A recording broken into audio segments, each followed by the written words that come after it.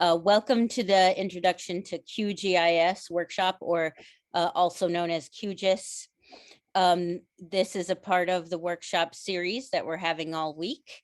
You may have attended our leaflet workshop on Monday, or our open source tools and data on Tuesday. If you didn't, they've been recorded and you can always watch them later. Today is GIS Day. Happy GIS Day, everyone. And so we're going to do a QGIS activity today. Tomorrow, there will be a Geodesy workshop hosted by Bill Winston, who's here with us. And that kind of focuses on sort of the science of geography and how it all works. Bill's going to explain it all. And then on Friday, we have a very exciting panel that's going to talk about how they use open source tools in their work.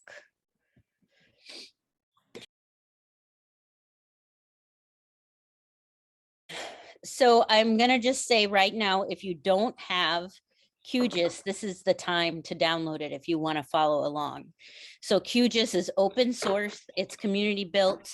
It was originally called Quantum GIS. So if you have ever heard of Quantum GIS, this is the same thing. Changed its name to QGIS in 2013. And here's the good news, it's system agnostic. So if you always wanted to get the ArcGIS suite, but you could never get it on your Mac or your Linux system, QGIS doesn't care, it'll do all of them. So you just have to go and choose your platform.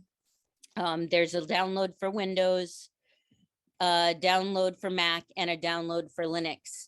And there's actually even downloads for your phone, but I really encourage you to use a desktop version today because that's what I'm using. And another thing I'll encourage you to do if you haven't already downloaded it is I'm using the long-term release version rather than the latest release. It does say that the features are richer in the latest release, but long-term release is more stable. So that's what we're going to do today.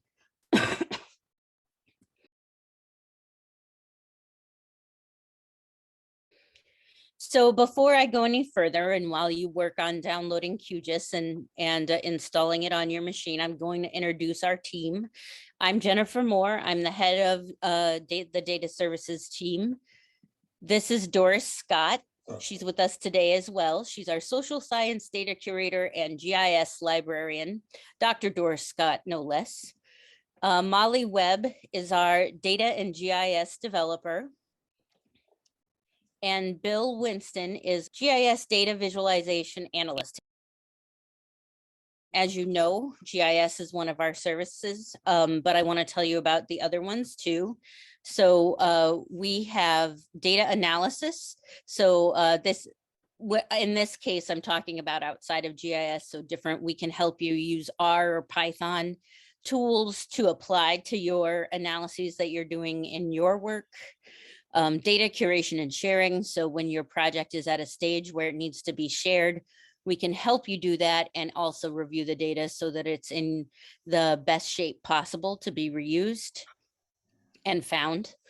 Data literacy. So that service just helps people understand data concepts. Data management. So you might need data management so that you can write a plan for a grant project, but everybody needs data management generally to be able to organize, find, and use their data efficiently. Data visualization, again, that's something we do in GIS, but this is talking about using 3D data in a virtual environment, or it might be talking about using tools like Tableau. And of course, GIS, which is our flagship service. And we like to say we take messy data like you see here on the screen and make it neat, tidy, easy to understand and digest data. So we also like to say we can help you through most parts of the research data lifecycle. We're not that helpful at the idea stage. That's really about you, but we can help you plan. We can consult on good ways to collect data, how to wrangle it, how to analyze it, or tools that you might want to use to analyze it and visualize it.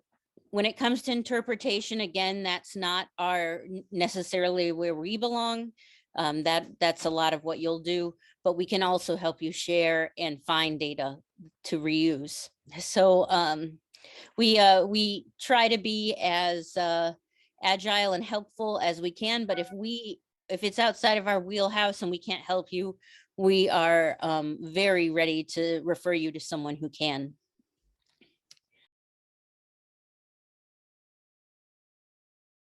I also wanted to take a minute and just mention that this fall, a geospatial working group has formed on campus. And this working group consists of faculty and staff from all schools in the university and the central fiscal unit as well.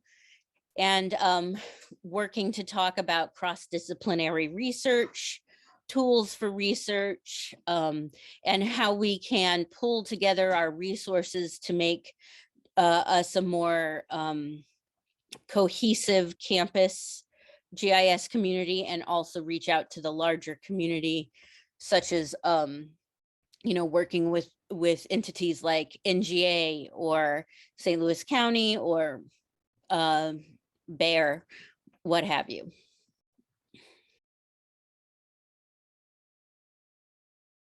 Before we get started, I just want to talk about the data source, because I have put the data into a folder for ease of use, but I want you to see where it's coming from.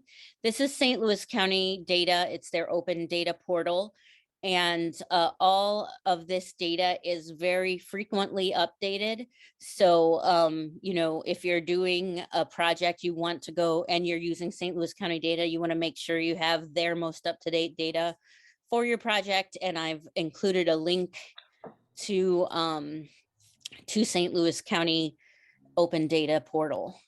We are going to be using a Polygon data set, a line data set, and a point data set. This is crime. This is our street center lines, and these are the municipal boundaries of St. Louis County.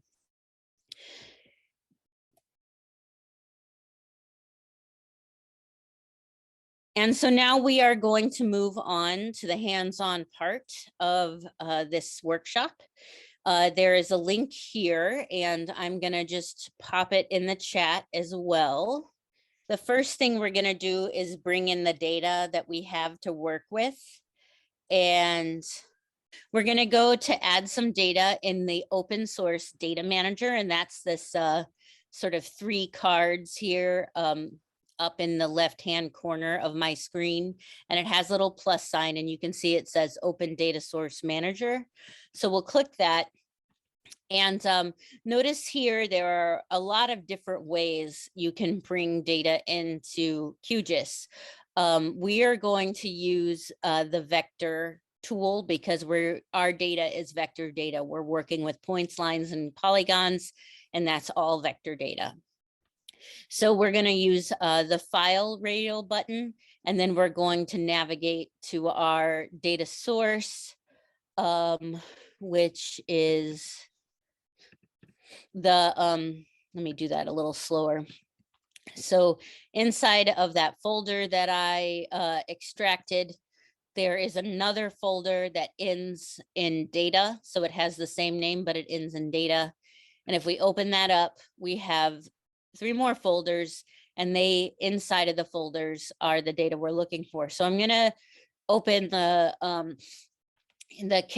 council district apportionment file first. And this is actually the municipal boundaries, but it's named for the operation they did to generate those. So when I get inside, you can see, and if you're not familiar with GIS data, this is a shape file, and shape files generally end in SHP, but they have several files they depend on, and they all have to be present in order for the shapefile to work. So I always like to tell new students in GIS, if you want to clean up your hard drive and you're using this shapefile, don't clean out these dependencies, because the shapefile honestly will not open if you do that. But when we're opening it in QGIS, we're just going to click on the .shp extension to bring it in. But it will still like be talking to those other files. We just don't have to bring those files in with it. So I'm just going to click open on that. And I'm going to add it to my workspace. And I'm going to keep my Open Data Manager open right now, so I can add the other layers, but I just want you to see it added there in the workspace. So I'm going to navigate again, and I'm going to go back to my data folder, and now I'm going to get my lines. Again, the one that ends in .shp, and open that and add. And it's asking me about the coordinate system, and it is listing the coordinate system that I want to work in. So I'm going to say okay to this and add. Oops, I added it twice. This is one thing about having the Open Data Source Manager. It doesn't close when you open something, so sometimes you can get impatient like me and end up adding it twice, but I'll just remove one in a moment. And now I am going to navigate to the crime data set. And again, I want the .shp file. And I'm going to add that. So I'm going to just pause here and see if everybody got their data added, or if I moved too fast, or any of that. And I'm going to remove this street center lines layer that I copied twice. The next thing we're going to do is look at our crime attribute table. So for people who are new to GIS, what we see on the screen are the map features, which is what's visualized, what people who are looking at our GIS products see. But behind that is a table that contains all of the information about each feature. And in each feature, are in the table there, each feature has its own row in that table. So I'm going to, there are some counts, there's a crime code, and then here we have a crime type. And what I discovered looking through this is that there's really only two types of crime in the type column. It's either a crime against property or a crime against people. So I'm gonna just close that table now. Oops, that's what I meant to do. And the next thing I'm gonna do, just to help me kind of get a sense of what I've got here, is I'm going to categorize them by those two distinctions. Okay. So to do that, I'm going to have my crime layer highlighted, and I'm going to go into the Symbology tool, and I'm going to go up to where it says single symbol, and I'm going to change it to categorized. And then I have to tell it what field I want to get the categories from, and that's type, because again, we're going to look at people versus property. And so I'm going to go ahead and I'm going to give it a gray color ramp. And if I hit classify, it'll do it. So now I can see that the gray dots are property crimes, and the white dots are person crimes. So that's what it looks like. There's a lot more property crimes here than person crimes, but we're going to do a little more work to see what else we can see. That's kind of an anecdotal, just visual pattern that I'm seeing. But what the beauty of GIS is that we can look at that quantitatively. Okay. I'm gonna stop that for a sec. Let's look at my notes. Okay. So I'm curious about which municipalities um, have the most property crimes and the most person crimes, and are they the same? Like, do those municipalities have the same amount? Are the high numbers in the same municipality all the time? I'm just curious about this. So that's one of my first questions. I'm going to turn off street center lines just so I can see this a little bit better. And I'm also just because I want to keep a pretty clean looking map. I'm gonna make this council district layer just for now. I want to make this transparent, have a transparent fill. So if I go to properties and I go to the color and drop that down, I can give it like a 100 or a 0% opacity and say okay to that. And now I don't have a fill, a visible fill in my municipalities. Another thing I just want to do to keep my to keep it easy to look at these layers and know what they are is just rename them for the purposes of this project. Now, this doesn't change the name of the files, it just renames them in this project. So I'm just gonna right click first on crimes and go to rename, which there it is, rename layer. And I'm just gonna call this,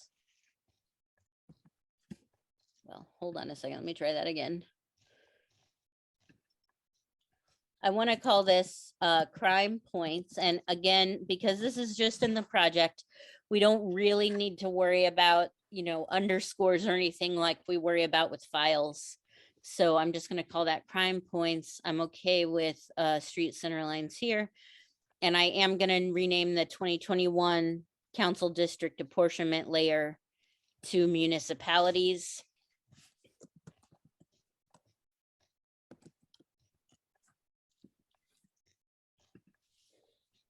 And this is just for my ease of use in this exercise, our ease of use. Okay, so the next thing I want to do is do a select by expression. So this is, you remember how I talked about there are features that we see and then there's a table behind it. I'm going to ask questions of the table behind the features to understand where person crimes are happening. So to do that, I am going to go up here to, you see this little icon that has a sort of expression and a highlighted box. That's the tool we want. Now yours might look different depending on if you've used it recently or whatever, but there are different options in this tool, and the ones we're using is the select features by expression. And I'm going to go into fields and values, and I want to click on type, and I'm going to double click that to build my expression. So type is the first part of my expression, equals, and then I'm going to go into all unique, and I'm going to choose person. So if you are new, what we're doing is saying in the type column, I want you to return the values, all the features that have the value of person. So that's what I'm doing. If you're an experienced ARC user, this is very similar to select by attributes in ArcMap and ArcPro. So I'm going to go ahead and click select features now that I've completed that expression. And now you should see all of the crimes that were committed against people highlighted in yellow. Does everybody see that? So now that I have these people crimes highlighted, so that I want to find out which municipalities, I want to get a count of how many are in each municipality. So for those of you in ArcMap, you would have done this through a spatial join. But in QGIS, let me just, my Zoom tool, my Zoom interface is never where I want it to be when I want to do something. So in QGIS, what we do is go into the vector menu at the top. So this is at the very top of the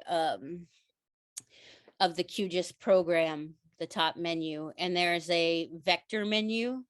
And this is in analysis tools, and it's called count points in Polygon.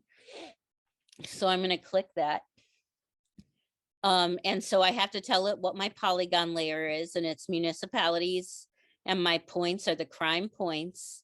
And I only want to use the selected features. So I selected the people crimes.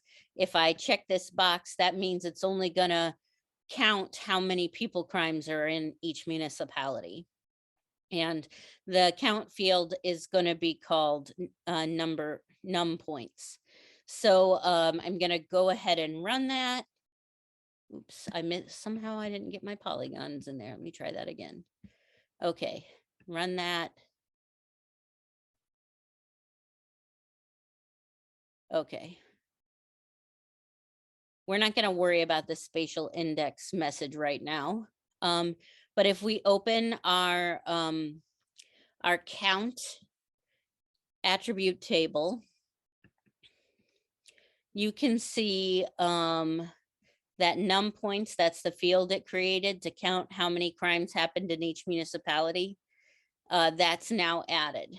Okay, so now what we're gonna do is so we can see what it's looking like what municipalities have the most crimes. We have it numerically, but now we want to visualize it. We can have that count field highlighted, and let's go ahead and change that count field's name right now to crimes, and then hyphen people. And then now with that selected, we'll go back into that style menu, and we'll choose to do a graduated.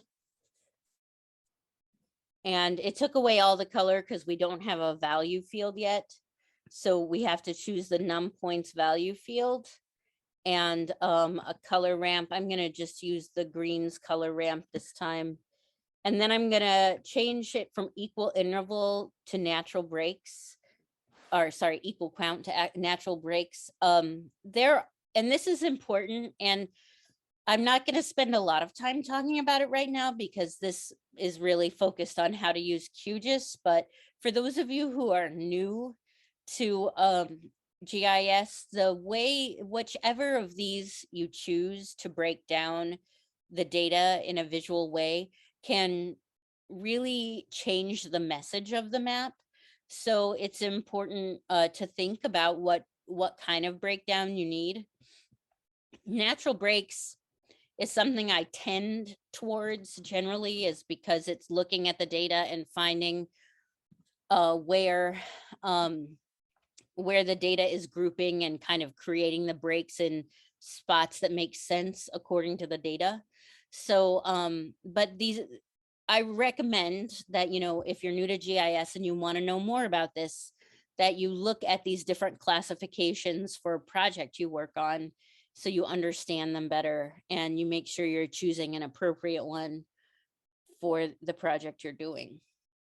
So with that said, I'm going to choose natural breaks, and then the classification is made. So it looks like there's a lot of people crime up in North County, which is interesting because I think that this is largely a natural area, not a lot of, at least at the very northeastern corner. I think that's a preserved area or a conservation area. So I'm surprised a little bit by this. And if you know, this wasn't an exercise, I would, if I was doing this in a project, I would want to go do some ground truthing. And that means ground truthing means looking at the data, looking at what you know about the place, seeing what you can find out about the place to corroborate what you're seeing. Data services friends, anytime you want to drop in some knowledge, you're welcome to do that. Hey, Jennifer, Yeah, I hear you. I do have one thing that I wanted to add, and that's just about this crimes data in general. You may have noticed when you brought the crime points in, there were some pretty gaping holes. And forgive me if you mentioned this when you brought it in, but the holes don't necessarily mean that no crimes happened in that area. It basically means that those are not areas that are reporting back their crime data. And so I just wanted to mention that because occasionally we do have students using this UCR crime data, and it's just not a complete census of the crimes. So I just want to make sure that that's clear. Thank you, Molly. That's a great point. And I did not mention it, so I really appreciate it.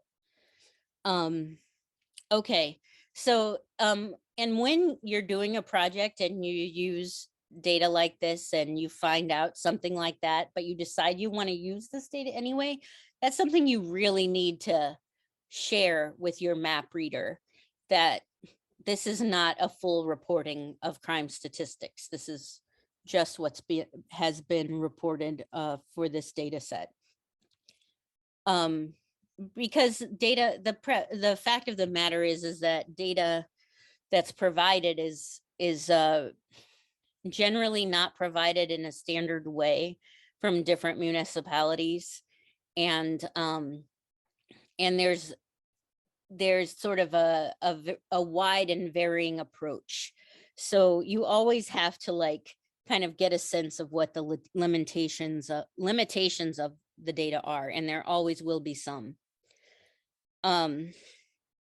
Okay, so now I want to do the same thing with the crimes of property. So I'm going to go back into my crime points data set and open up that attribute table again. And I want to see,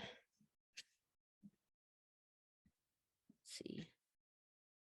I'm sorry, I'm just trying to move my Zoom stuff so I can see properly. What I want to do is switch the selection from the person crime to the property crime. And if you look up here at this top ribbon, this little sort of half yellow, half white icon is the switch selection tool. So if I click that, it'll change from the person crime to the property crime. And so now I'm gonna do what I just did with people crime with property crime too. Oh, I'm never really doing what I think I'm doing. Okay. So so now that I've done that, we'll just go ahead and go back to our vector analysis tools and go to counts and polygons. And again, we're counting in the municipalities, and we're still counting crime points, and we're going to do selected features only. And we'll run that this time. I'm going to close that, and I'm just going to turn off the first one we did so we can, well, it's already happened. Let me turn off that one too for a second. So we can see we've got our property points selected. And now if I turn this count back on, and we'll change this one to rename it and call it crimes hyphen property. And now we'll do the same thing with that one. We'll symbolize that one as well. So again, we'll just go up into our symbol tool. We'll go to our graduated tool, and we'll choose a blue ramp this time to keep it clear in our minds. We'll also we'll use the same breaks that we used with the other one, and we'll hit class. Oh, I didn't put a value field in. Let me put my num points value field in and classify. And so now if I wanted to compare between the two, turn this one off. So I keep talking about turning things off and turning things on. There are little boxes next to each layer in this layers list over here. And if I have the check mark on, I can see that layer. If I turn it off, I can't. So here we have our people crimes, heavy in the northern part of St. Louis County, and heavy also in the southern part of St. Louis County, but not as heavy. And then if I turn that off and look at the crimes proper on property, it's kind of similar, but it's heavier in the south than it is in the north. So that's interesting. And here's again, if you're new to GIS, the truth about maps is that they should make you ask more questions. They're rarely the final truth on a issue. This makes me say, I wonder why that's reversed in the two different maps, and I wonder why it's more in these southern areas, and it would make me dig more into it. Okay, let me see where we are in this outline.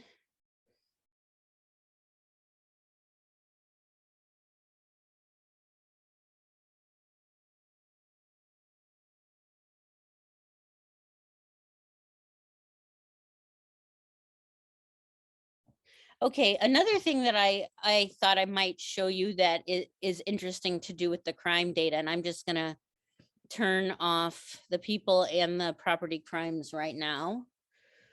Another way you can symbolize this crime data in QGIS is to just create a heat map through Symbology.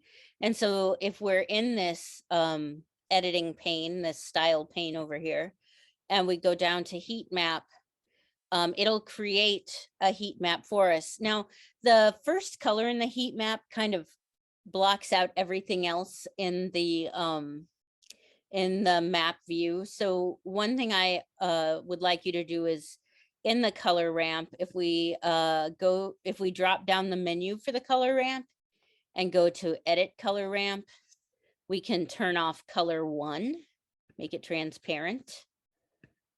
And that makes it so that we can see the rest of our features in the workspace, because we're not blanketing over everything. And we can also change this to be, like a reds color ramp, which is what we often think of as a heat map. We just have to go in and turn off color 1 again.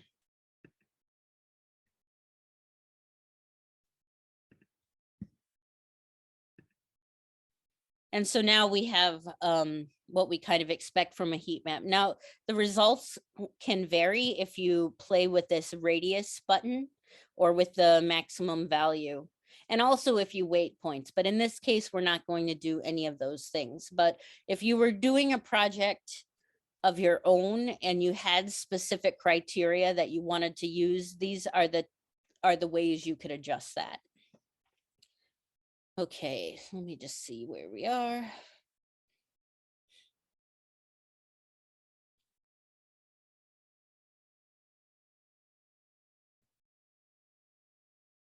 Okay, so now I'm going to turn off my heat map for the moment, and I'm going to add my street center lines. So just check that box to turn it back on, and you can see the street center lines. Now, I just realized I haven't checked in with anyone in a while. Is everybody doing okay?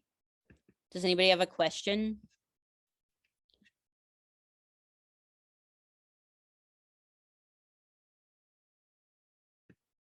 Okay. Getting a So, bunch of thumbs ups, Jennifer. what's that? I don't know if you can see the chat, but you're getting a bunch of thumbs ups. Okay, good, great. So now what I'm going to do is I'm interested whether crime has happens on any major thoroughfare. So I'm going to look at whether crime is related to highways or parkways. And to do that, I have to do another select by expression to find those and remove the rest of the street center lines. Right now, I feel like there are too many street center lines for me to really learn much about that. But so my first question is going to be, does crime happen near highways and parkways? So first I'm going to select for highways and parkways. And if I open my street center lines attribute table, I have to find where that information exists. And this, in this case, and this has changed over the years, how we find this, but what the field I'm going to use is the street suffix. So is it a drive? Is it a highway? Is it a parkway kind of thing? So with that in mind,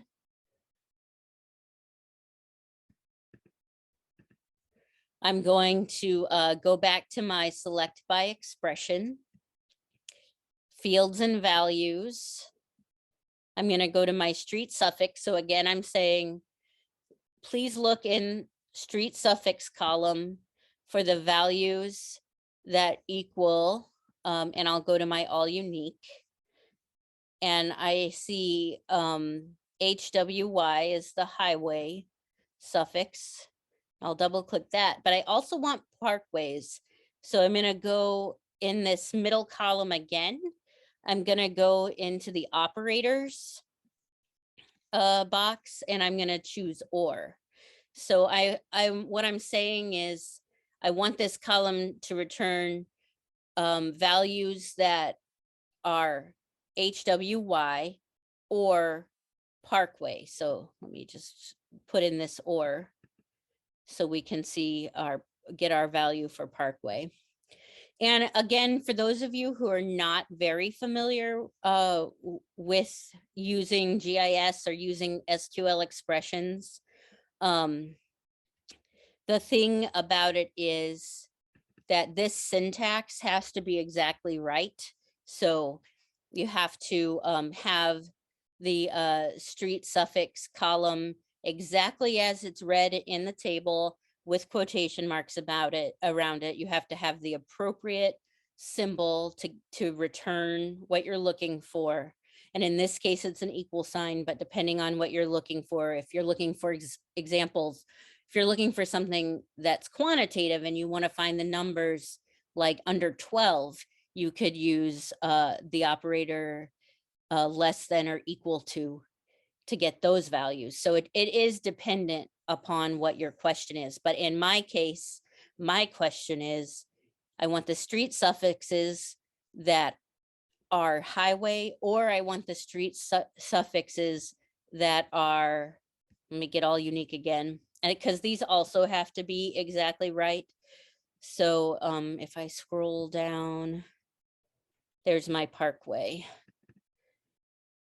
So, and if you have the syntax wrong, it's gonna see here at the bottom, it's telling me that my expression is invalid. I took out a quote and a single quote and it says, this isn't gonna work. I'm not gonna find anything because you didn't ask me the right way. So now that I've got those, I can do select features. And I'm gonna close this and you can see that these roads are selected. I have a question. Yes. I noticed you don't say street suffix. You had to enter street suffix for each type of street. You couldn't Right. do street suffix equals highway or parkway. No, in this case, you have to, when you're using the or, you have to repeat the expression completely. However, there are, depending on the operator you're using, you may be able to get things that are, like if you want to get things that end in WY, you could use an operator that called like that, and you could get something like that. Okay. I'll invite data services to say anything they would like to add to that.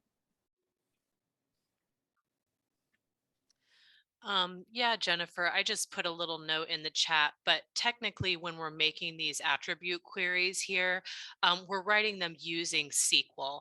So we do have to repeat those headers. And this is the same whether we're using QGIS or the ArcGIS products. Yes. Thank you. Okay, great. So now that we've got them selected, we're going to make a layer from them, or a new data set of these major ways is what I'm going to call them. So to do that, I'm going to go into my street center lines in the layer list. I'm going to right click on that, and I am going to go to export and save selected features as. We could choose save features as. It's really the same, sorry, the same dialogue. It just, we have to make sure that in the encoding that it sees that we have this little save only selected features checked. So if your format says anything other than shapefile, please change it to shapefile. And then you can navigate out. I would recommend navigating out to where you just into that workshop data folder would be a good place to put this. And you can even put it in street center lines. And we're going to save it as major ways and click save and okay. And now you can see that we have a new data set here. If we turn off street center lines, we've just got those sort of major roads. There are a couple of parkways that are smaller than I expected to get, but it's okay. We've got generally what we want here right now. So I might want to know, like, are crimes happening near these highways? And so one tool I can use, and those of you who, you know, are ARC users will be familiar with, if we go back to this vector menu and go to geoprocessing tools, we can use the buffer. And so it wants to, the buffer creates a radius around the street center line or whatever feature you're buffering. And it tells us if we put in a radius, and then it shows us how far out from the feature is the buffer goes. So anything that falls within our buffer could be significant because it's close. Things that fall outside of our buffer might tell us something else. You know, it can help us understand how far away, how much can be attributed to an area based on this buffer. It's an incredibly useful tool. So our input layer is not street center lines. It's going to be major ways. And our distance is going to be in feet. And we're going to do 1,000 feet. And let me tell you, QGIS is really like, this version of QGIS is really an improvement, because it was a lot harder to change those measurement values that it had before. Like, you were kind of stuck with whatever the coordinate system dictated, and if you wanted for whatever reason to measure it differently, you couldn't make that choice. So that's really good.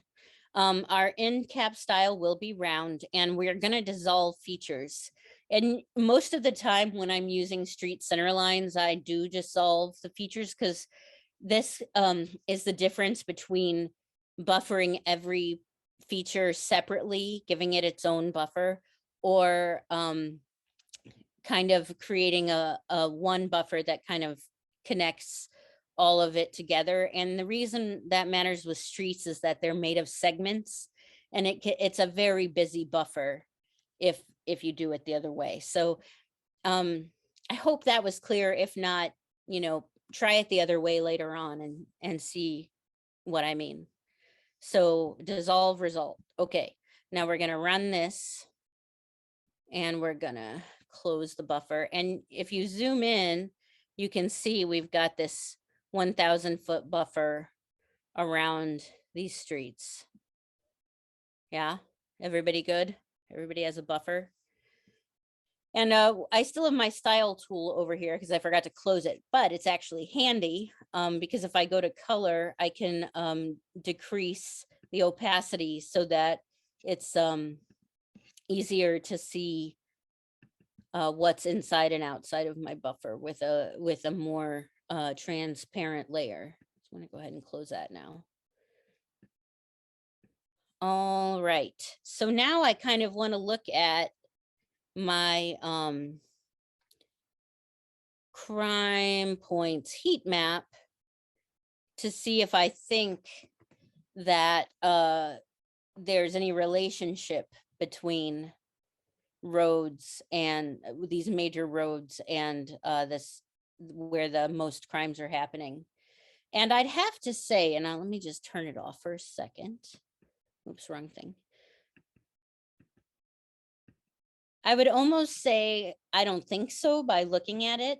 What are your thoughts? Does anybody have any thoughts on what they're seeing or what they expected?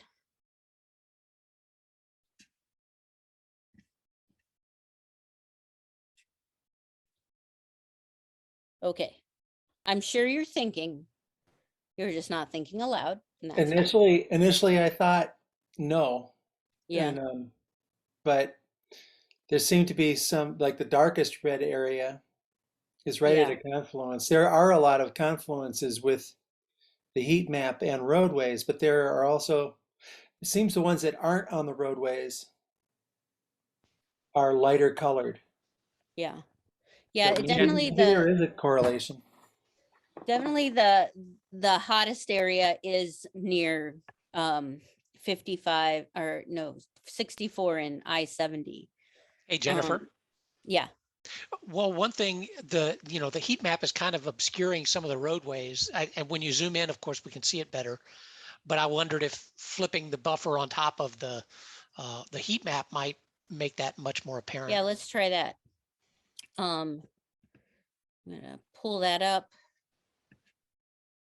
And again, one thing as well as putting the buffer on top, which could help us, Bill also mentioned how like when we change our scale, it shows us more detail.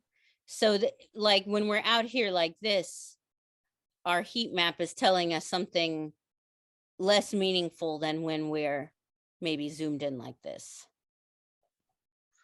So scale is really, really important in GIS to tell the appropriate story, and also what you have on in a map has to be, how do I say this? So like if you're trying to show a map that's zoomed out like this, then maybe the heat map isn't useful at this scale when you're just trying to show an overview. But when you want to get some nuance to see how this is really shaking out, you might want to have a very like detailed zoomed in map. Okay. Hey, Jennifer. Hey. So the output of the heat map within QGIS is pretty interesting, that it seems like it is kind of almost recalculating when you're zooming in and out. Yeah.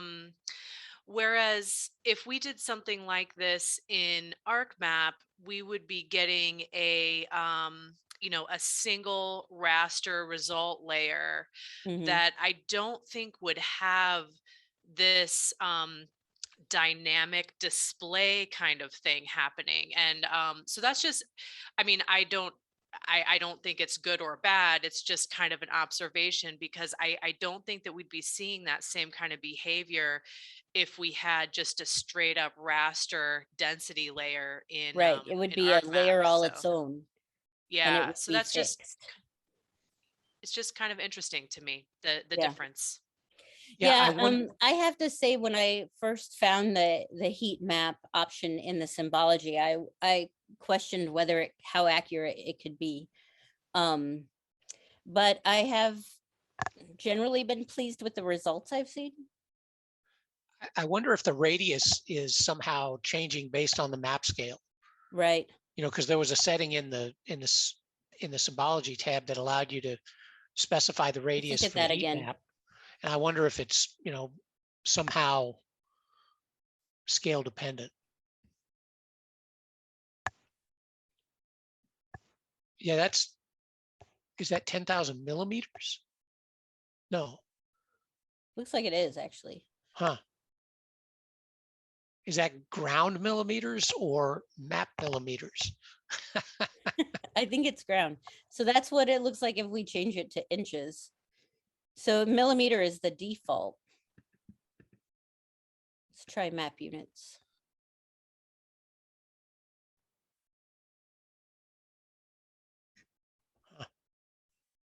Well, that's an And it's interesting. calculating what it thinks the number should be based on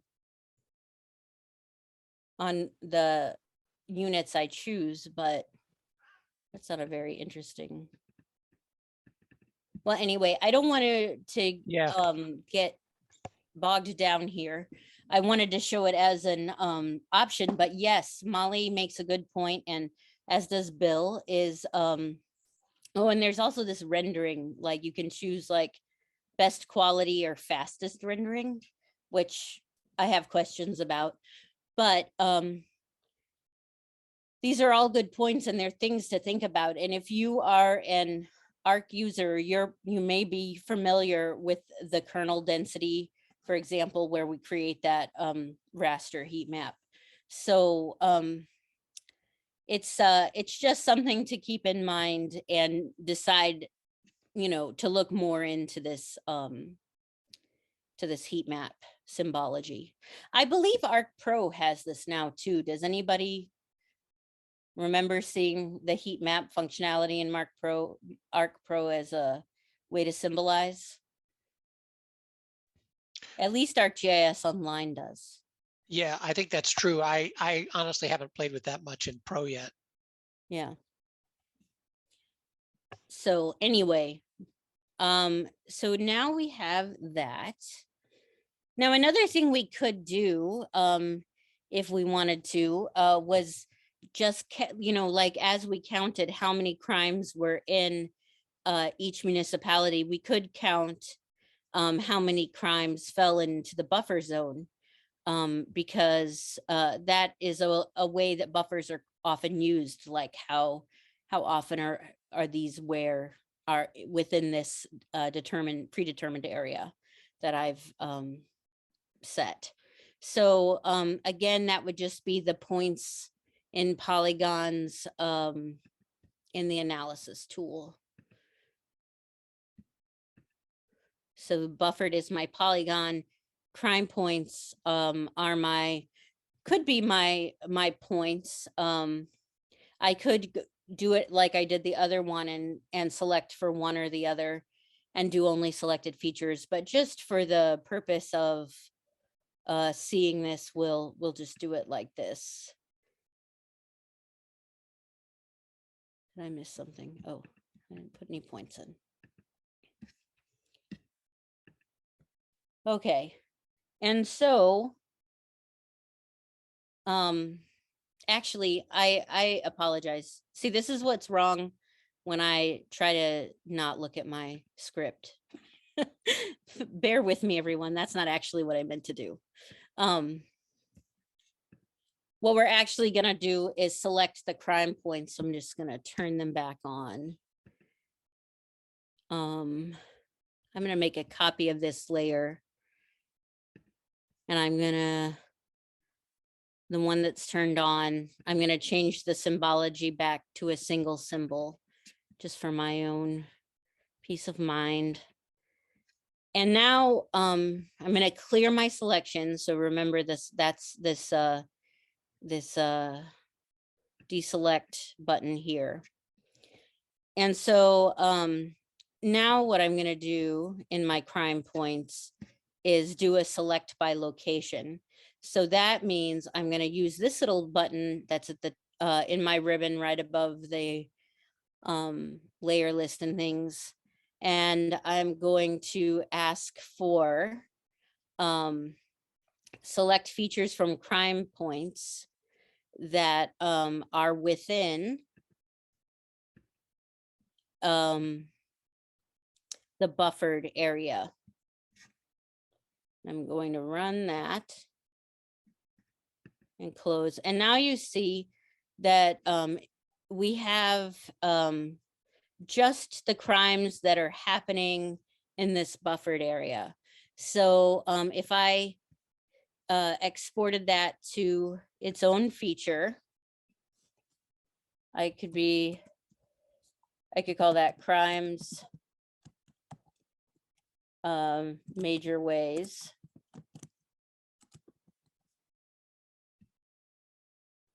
And I want only the selected features.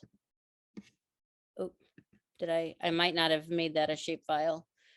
You have to make sure it's a shapefile and that it's going to the correct location, or otherwise it might fail, as mine did. So yeah, I wasn't sending it to a good location, so I'll just do that again.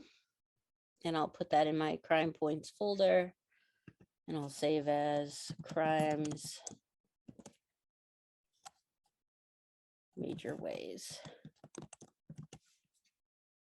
So notice when I'm naming things as a file name, I don't use spaces and I don't use special characters, but when I name them as something in my layer list, it doesn't matter if I do that. So that's just I'm dropping a little data management in here. We don't want to use spaces and special characters in our file names. Okay, let me turn off the other crime points. And now, if we wanted to, we could do that symbology again of the crimes major ways and look at,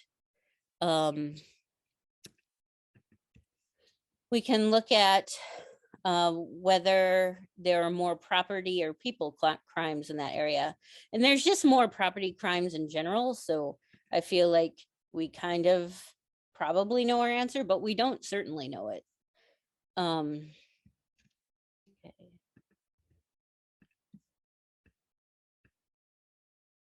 Okay. Let me put them over the buffer.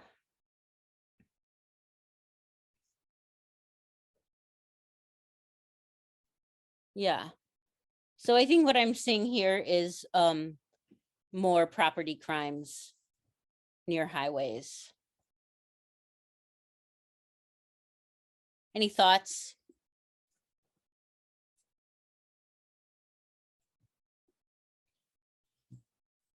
That's okay. So now, we've played around a little bit. If this was a project that I was, gonna take further, I would have questions. There would be more things I want to do, but I want to just sort of shift now towards the visualization of this data. And so in QGIS, the way we lay out a map is through project, and we will do a new print layout. If you have layouts that you're already working on, they'll be in you'll be able to access them in your layout manager, but we're making a new layout. So I'm gonna go ahead and call this QGIS workshop layout. And okay. And so you see it opens up a new page for us to work from. I am going to go back to QGIS proper because I need to do a few things before I put my map on this layout. Was everybody able to open the layout okay?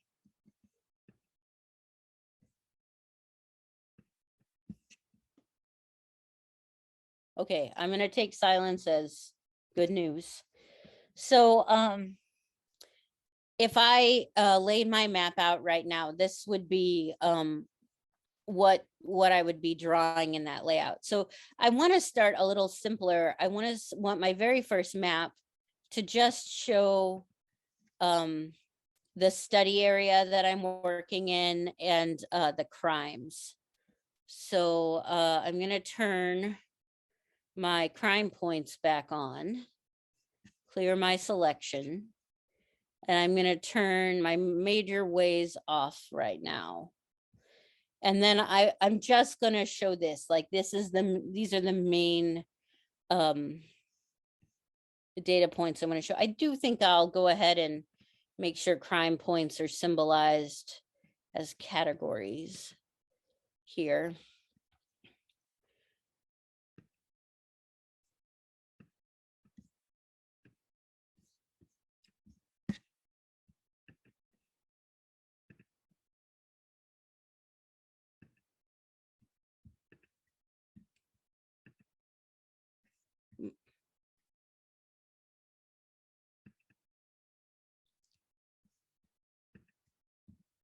You've got to often hit classify for that to work.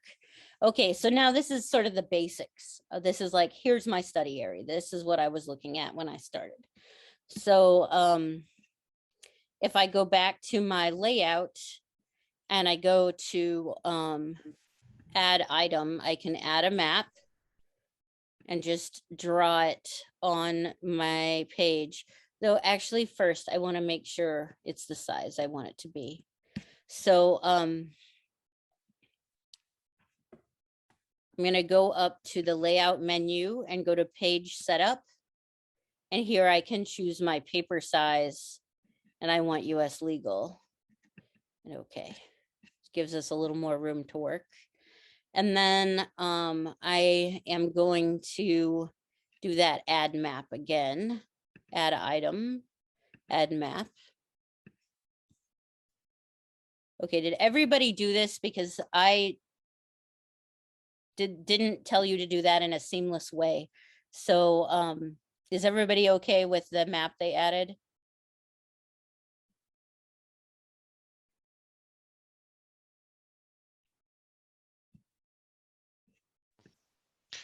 I see no objections, Jennifer. Okay, good. Looking good. Excellent. Okay, so if I want to change the scale on my map, the scale is over here. And so we've got this layout window, this pane on the right. And one of the tabs, we've got the layout tab, the item properties tabs, the guides tabs. Most of the work happens in the items property tab. And if I want to change the scale, I can do it here. Now remember that if we make the number smaller, the map becomes larger.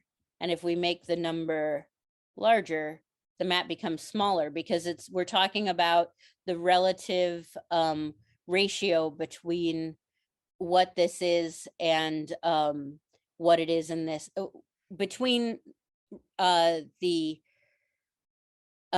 real world and the map. So I am going to change, I'm just going to try to make a little change here and change my scale to from 67,000-ish to 60,000-ish. And you see it just changed my map just a little bit. I just zoomed in a little bit. So this is how we can scale in and out in our layout. If I'm happy with my layout here, and I want to add another map next to it, I need to lock this layout so that when I go and make a change, it's not going to change this one. So if I click lock layers, what I have in this data frame is going to stick. But now I'm going to go back to QGIS, and maybe I want to show next to this, maybe I'll show the buffer and the crimes major ways with in my next map. And so now if I go back to my QGIS workspace, I can add another item next to it.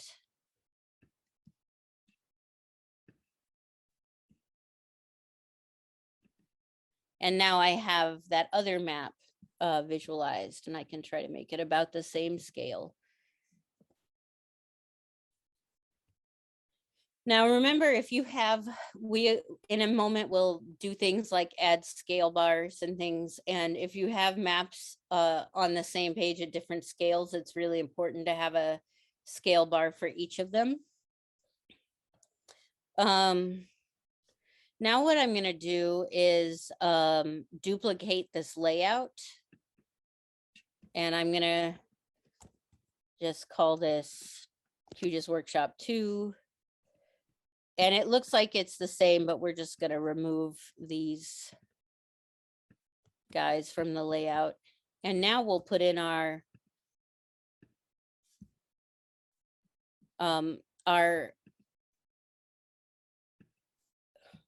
thematic maps that are showing whether they're against people or whether they're against property.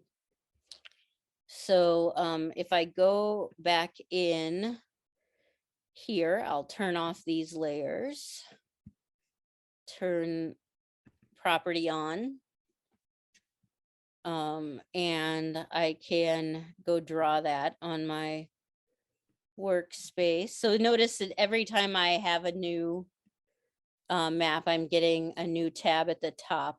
So I have my project tab, my first layout tab, and my second layout tab. And so I'll just go in and add an item again. And there's that one. So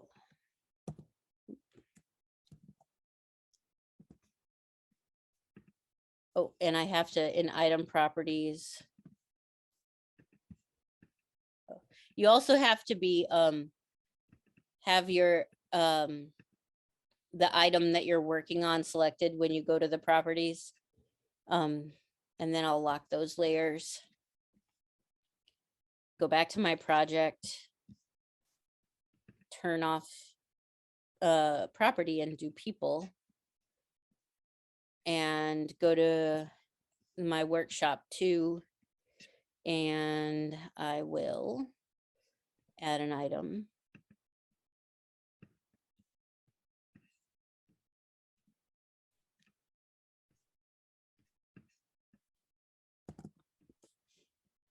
Okay.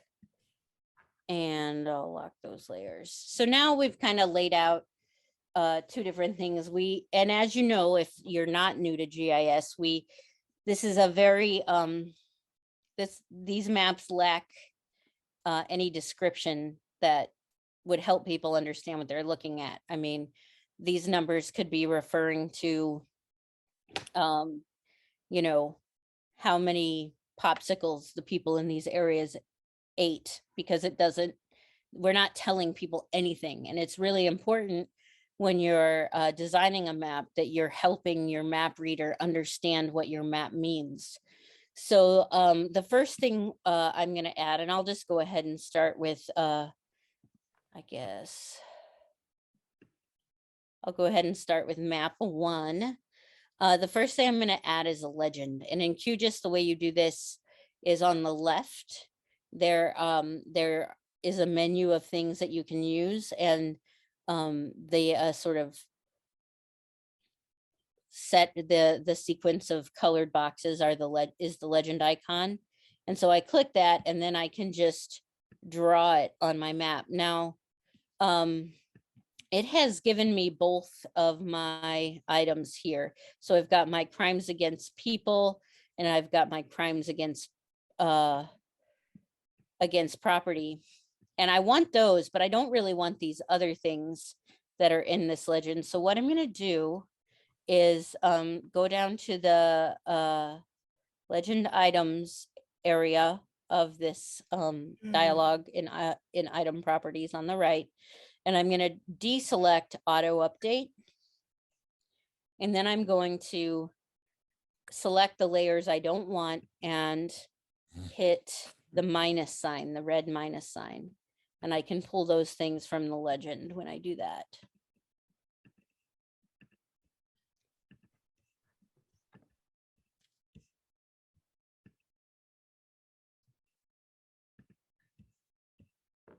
So then I just have the relevant legend items here. So now,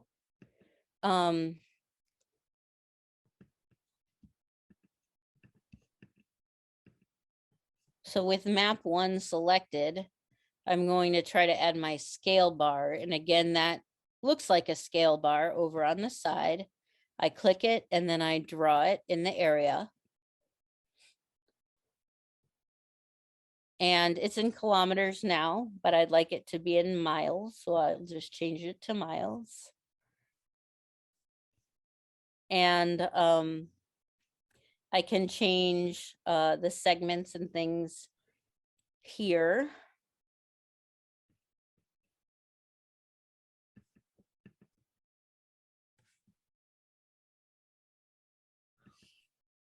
So I'm going to make it bigger. And then I'm going to have 0 left segments, 2 to the right. And I can just move this around to make it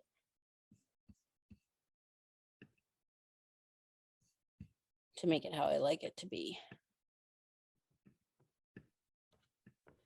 So then with map 2 selected, I can do the same thing.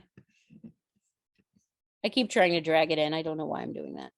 It's a click and draw, not a, and so, no.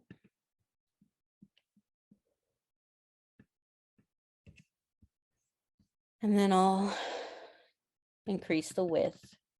And you know, if you are an ArcMap user, you probably are used to just being able to manipulate these in the layout, but I find it less forgiving or willing to let you work with it like that.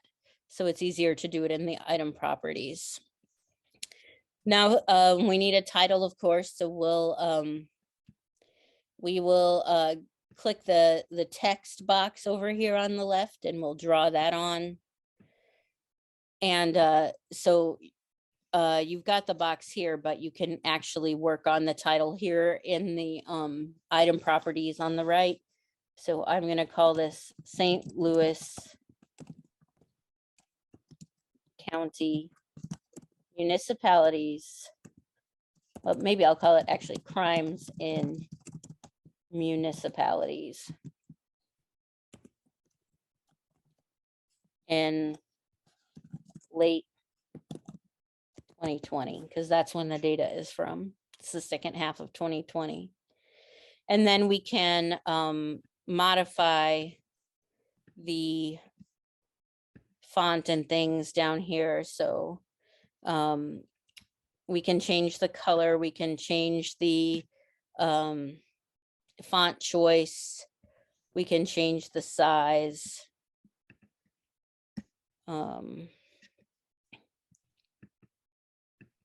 Oop, no, I didn't mean it.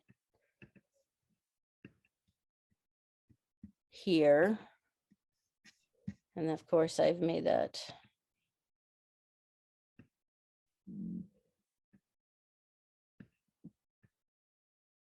So 36 might have been a bit much. Try that again. Okay. And so now I've got my title. And the next thing I want to add is a north arrow, which in the past wasn't as direct as it is now. Like in the past, you had to draw on your image and then change it to a north arrow, but now it's a little more friendly now. So that's really great.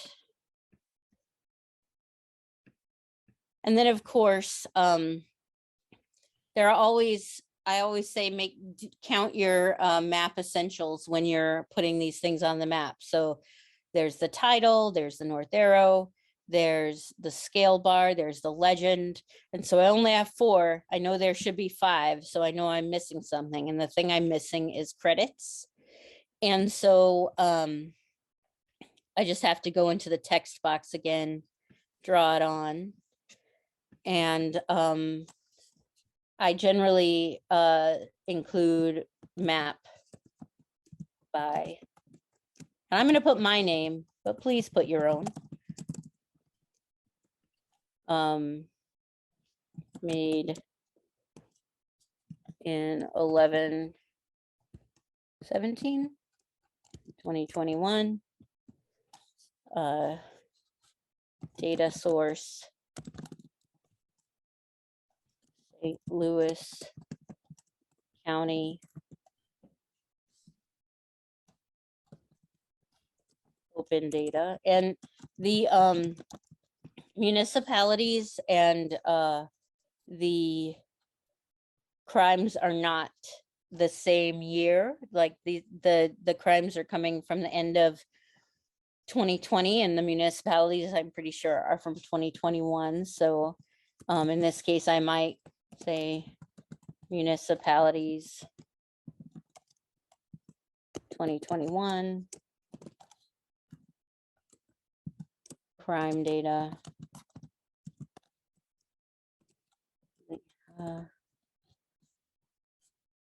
July, December 2020. And then I like to put the projection that it's in. And St. Louis County planning data is always in, you know, the very best projection in the world. No, I'm just kidding. The one appropriate for our area. So that's NAD 1983, Missouri, no, sorry, State Plain, Missouri East, FIPS 2401 US feet. And I'll show you in just a second how, like, I know that because I use it a lot, but in just a second, I'll show you how you can just find that. So then once we've got our credits on, make sure they're fitting okay.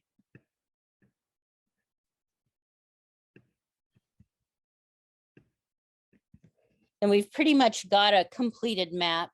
And if we wanted to export it to a PDF, we could do it up here with the PDF icon.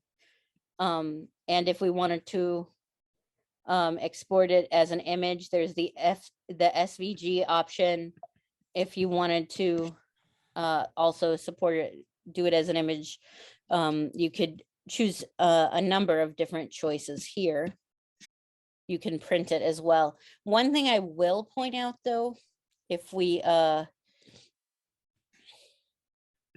look at the layout in if you're an ARC user, it's in that sort of export moment or that print moment where you will indicate what you want the resolution to be. That's not the same in QGIS. In QGIS, it's in this layout button in the right side pane, and you can choose the resolution you want. You can choose if you want it to print as a raster. You can, you know, make more specific choices here. That is, if you expect to find it in the export window, it's not going to be there. So I think I'm just going to stop here and take questions.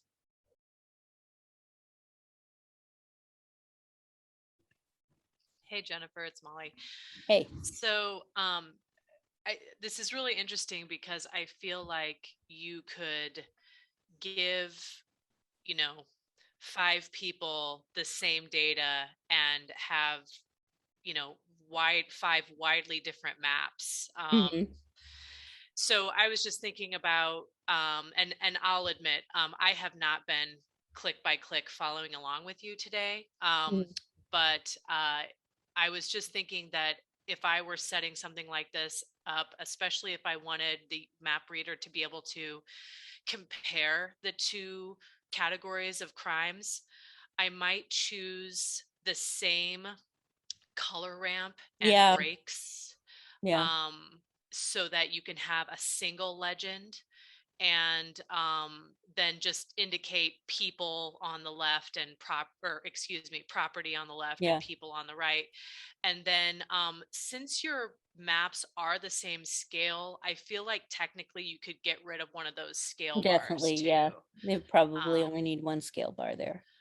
but you know, it's just interesting because I feel like everybody has their own kind of style.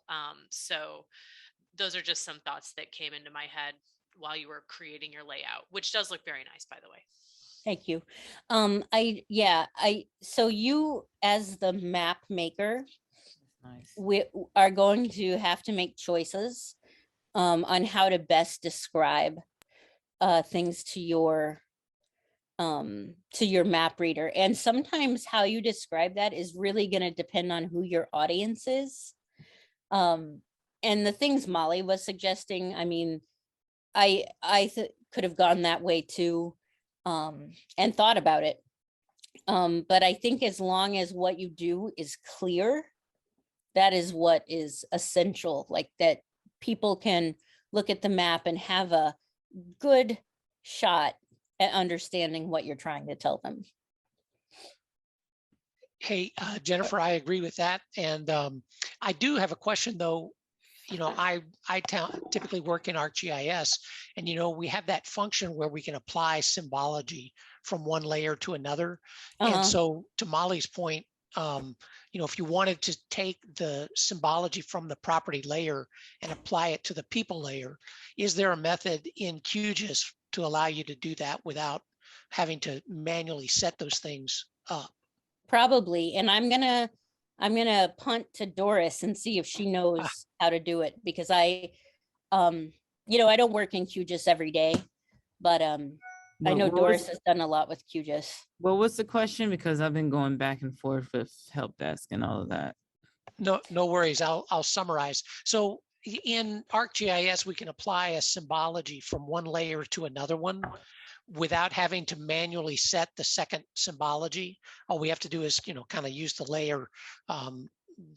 layer definition file. Is there a way to do the same thing in QGIS, like for the layout that's shown in Jennifer's screen here?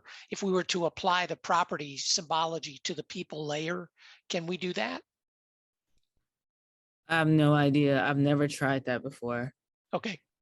Sorry. Well, that will be something, maybe we'll, when we put out the recording, we'll give you all an update on how to do that. Yeah. Other questions? No, I just wanted to say, I think that was a really good pickup, that having both map images in the same color would give you a better, since this map is essentially comparing people versus property crimes, to have them in the same color, to have them in different colors complicates Okay. the comparison. And to have them in the same color would really help that. Not initially, I was thinking, of course, you have different colors because they're different things, but that was a good pickup because I think it would be easier to compare the two. Yeah, that makes sense. Yeah. The only other thing is, and this is not, and maybe this will come up on Friday, but I'm interested in if there's sort of like a list of pros and cons for these open source GIS platforms versus Esri. What you gain, obviously, I mean, it's open source and free, but versus can potentially very expensive. But are there features that are, when you go into these, when you're making a choice on a project, are there clear features that you need to consider that would be a pro and con of either platform? So, but that might be for Friday, or maybe just a separate question altogether. Well, I'll say that, one clear pro for QGIS is it doesn't care what operating system you're using. So that's a definite, like, win if that's an issue. Like if you have access to Windows or you're able to get access in some way, then it's not a thing. But if that's not you and you have a Mac or you have Linux, QGIS will win out. I haven't done like a feature by feature comparison, but I really feel like QGIS is comparable to ArcMap. So, and it's really improved over time. I'm gonna also let my colleagues weigh in. So for what pros and cons of QGIS, like when you Versus say- ARC. I feel like it depends on the scale of your project.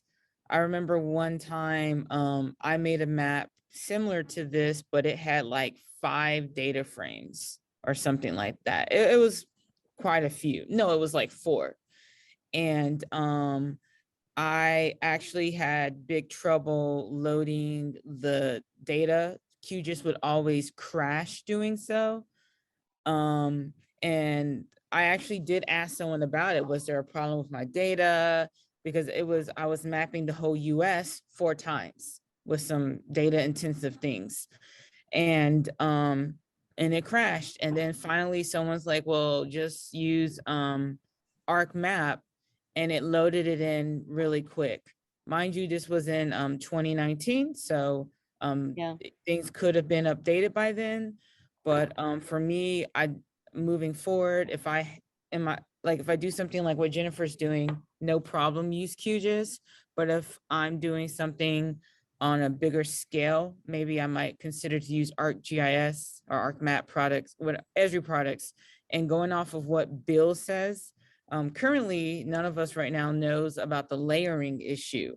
But when working on a team project, that is extremely beneficial to have that kind of layering. So then your team can be consistent in creating the map. So I will also think of, are you working with a group of people? Because then in that case, and you want to have consistent layering, for now, maybe ArcMap would be better for that. But personally, I just really go back and forth between the two. If I want to create some kind of, because I am on a Mac, create some kind of like map, just like simple map, and just do some just basic type of stuff, I'll use QGIS. But I will say that there's a lot of plugins with QGIS, which are great. So you should also look into what type of things you want to do, because they do have, QGIS does have spatial analysis functions through the GRASS frame. Like it's another package that's open source, and you can actually use it in QGIS. Years ago, it was separate, but now you can use it within. So I would also just see what does GRASS have that might be beneficial to you, and just go from there. I think it's pretty much just you try it out, you see if it works for you. If it doesn't, then find something else. So that's just been my experience. A lot of like trying and seeing what works and doesn't work. Thank you. And I've on a Mac as well, and the issue with Arc is, have you partitioned a Windows on Never. operating system onto I a Mac? have done. Yeah, same How here. was that, Jennifer? I mean, it's fine. It works great, partitioning, but the issue is like having to switch back and forth. In that way, virtual boxes or remoting into a virtual machine is handier, but I feel like the performance might be better with a partition drive. Yeah, I've even heard at a former job of mine, one of the GIS analysts, she told me she does primarily her work on Mac. And I think she did try to partition, and it didn't, the memory issue was becoming an issue with her. And she just said that it's just better to buy a cheap computer and have that be, and actually, to be honest, I do that with my own personal setup. I mostly have I have an iMac at home, but when I want to do GIS things, I have an Asus Windows laptop. That's not like, I learned, don't go too budget, because then it's going to not be good. but like a little like mid-range, definitely less than $1,000, you know, $500, $600 computer. It's been working well for me these past few years, and in which I mostly just run ArcGIS Pro on it. Yeah, and one other aspect to think about that, Domo, is the idea of whether or not you're dealing with vector data, the number of features you're dealing with. If you're doing raster analysis and things like that, it can get more CPU intensive. I used to run a virtual machine on my Mac where I would run ArcGIS in there. And usually, you know, for standard mapping practices, I didn't have a problem. You do have to carefully manage the assignment of your resources, because I would usually use the Mac side and the Windows side just you know, concurrently. And so, you know, you need a lot of RAM, and you need to basically monitor how much of your processing capacity is given to either of those sides. And a lot depends on what you're doing at the time, you know, but I found it functional. I think if you're doing a lot of analysis, you probably would want to go with a model like Doris has proposed. Okay. And actually, I do want to make one quick plug for the event on Friday. Your comment about, you know, weighing the pros and cons of open source versus a commercial product like Esri's. That is one of the real key subjects of the talks on, or of the discussion panel on Friday. So I think you will find that very interesting. Oh, great. Good. And I was wondering about, you know, when you working virtually on a map with Esri, let's say you have one GIS folder that's full of data.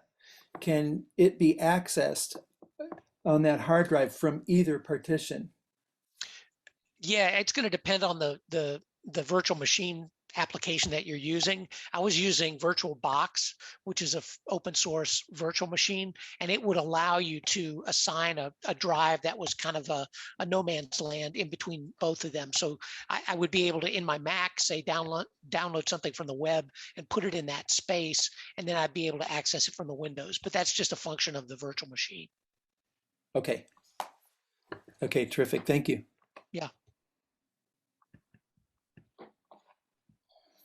All right. Do we have any other questions? Hello. I'm sorry. Can you hear me? Scary. You're a little garbled, Francis. Maybe you could type your question.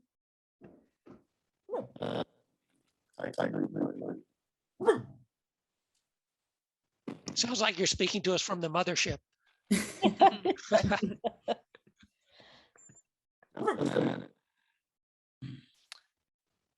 No change. Nope.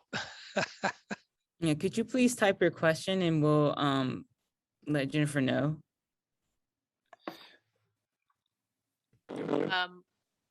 While Francis might be typing his question, I just wanted to report back. I did some poking around in terms of importing a style from an existing layer. It looks like right now the functionality is exporting an existing layer style to a file and then importing that file into your new layer. It doesn't appear that you can import directly from a layer. We can certainly investigate further, but just at a first glance, it appears that the style does have to be exported to a file and then brought back in.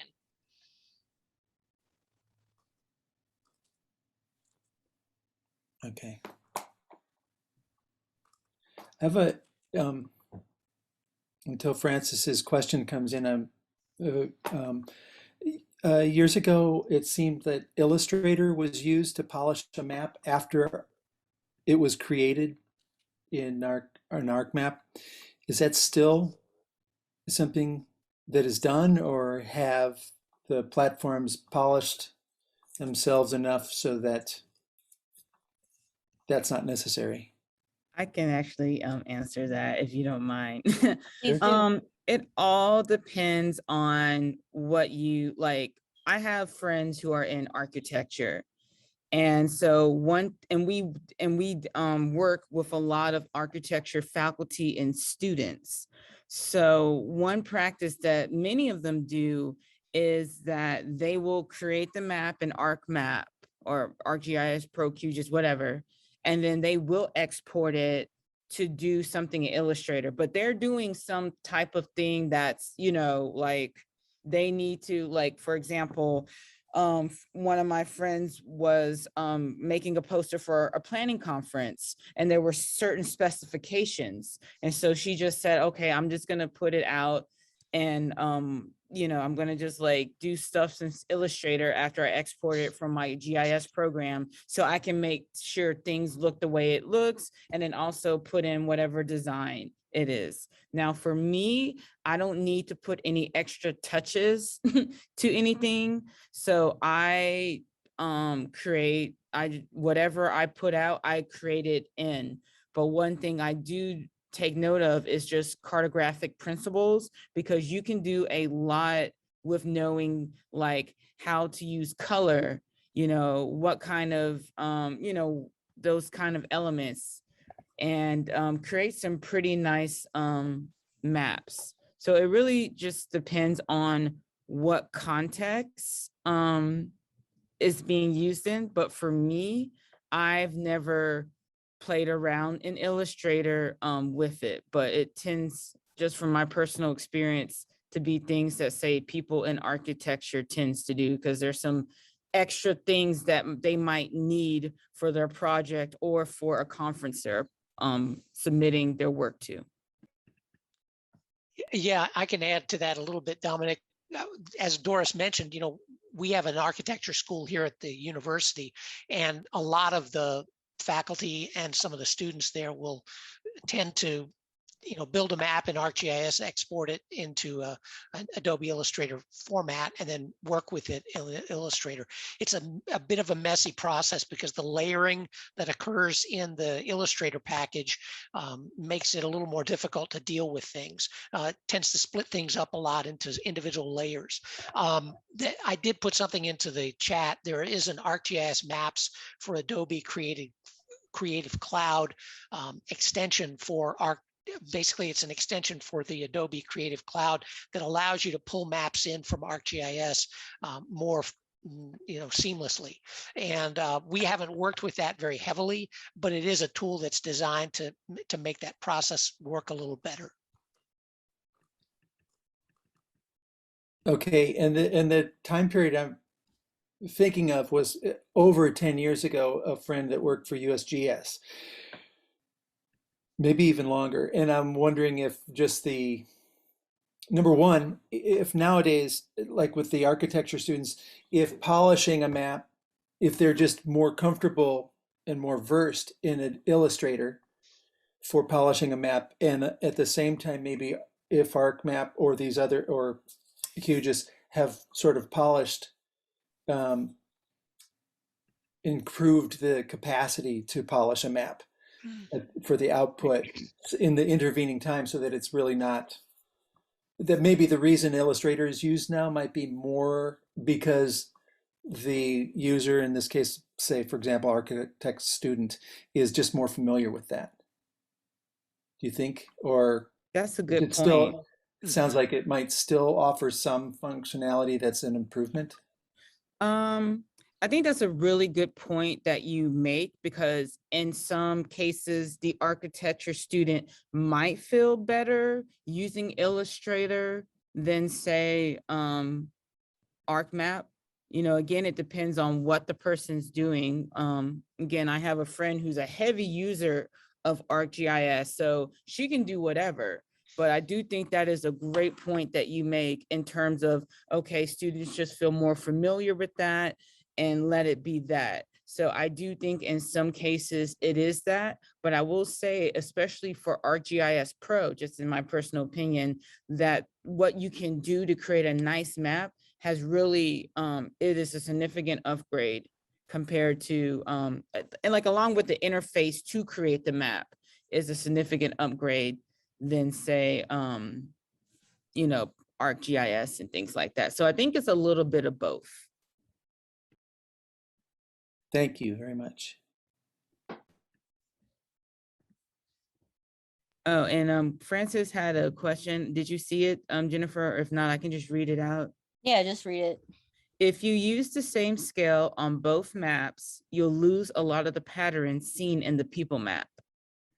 And then he said, your original map layout with 2 scales did a good job of showing that the patterns of where people and property crimes are occurring is similar. Can you hear me now better? Yes, yes. Yay. Okay, Yay. I found some headphones. So yeah, I noticed, the original map layout with the 2 different scales did a good job of showing that the pattern of where people and property crimes are occurring is similar. But then, Molly had a good suggestion. If you want to compare the numbers of those 2 types of crimes, you would want to use the same scale. But the number of property crimes is like almost 3 times as many as people crimes. So, if you do use the same scale, you'll lose a lot of the different colors in where the people crimes are occurring. The people crimes will be, all grouped into maybe just 2 or 3 different groups rather than 5 different groups. Right. So it's like it shows the patterns better, but it doesn't compare the numbers as well. Yeah. That's a great point. And I think it says a lot about the choices we have to make when we make maps. Yeah, it depends on what you wanted to communicate. And who you're communicating it to. Yeah.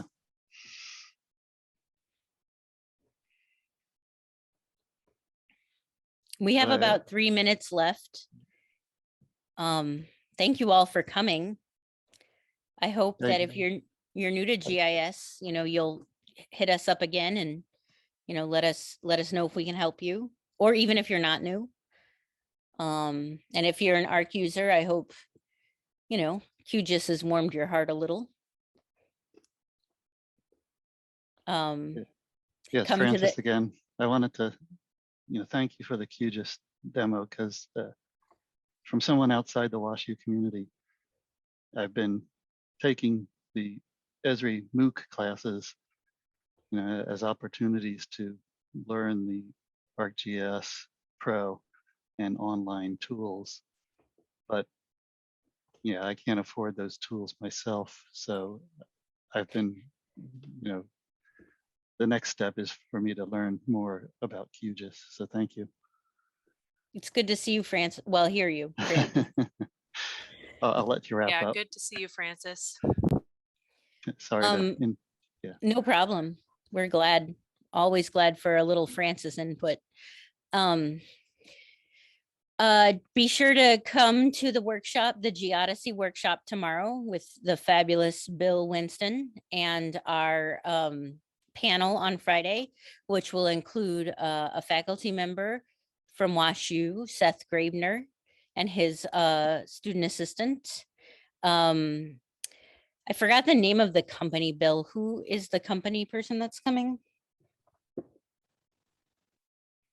me turn on my mic. Actually, that is Jim Bednar. He is the Director of Technical Consulting at Anaconda Incorporated. And then we've also got Tom Voigt from, he's a Senior Geographic Information Specialist at MISDIS. So it should be interesting, really different perspectives, but all open source users. And a quick aside about tomorrow, it's not just me. Doris is going to be there too. Yes, So the fabulous Dr. Doris Scott. We're going to try to do actually, what we can. yeah, tomorrow. Yeah, tomorrow we're going to talk about geodesy principles, and then we're also going to do a demo. It's going to be our ArcGIS and ArcGIS Pro related as far as working with coordinate systems in those applications. So it'll deviate a bit from our open source theme, but it'll help you understand the concepts of in geodesy, and then why it's important when you're making your maps to give that some thought. All right, you're all free. Happy GIS Day. Hey, thank you, everybody. This has been terrific.